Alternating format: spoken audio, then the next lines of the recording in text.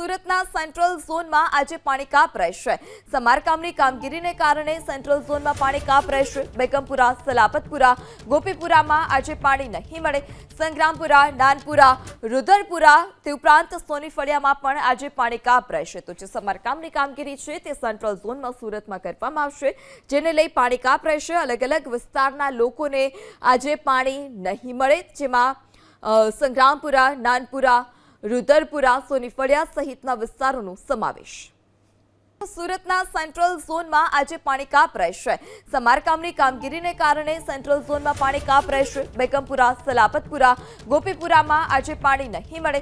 સંગ્રામપુરા, નાનપુરા, રુદરપુરા તે ઉપરાંત સોની ફળિયામાં પણ આજે પાણી કાપ રહેશે। તો જે સમારકામની કામગીરી છે તે સેન્ટ્રલ ઝોનમાં સુરતમાં કરવામાં આવશે, જેને લઈ પાણી કાપ રહેશે। અલગ અલગ વિસ્તારના લોકોને આજે પાણી નહીં મળે, જેમાં સંગ્રામપુરા, નાનપુરા, રુદરપુરા, સોની ફળિયા સહિતના વિસ્તારોનો સમાવેશ।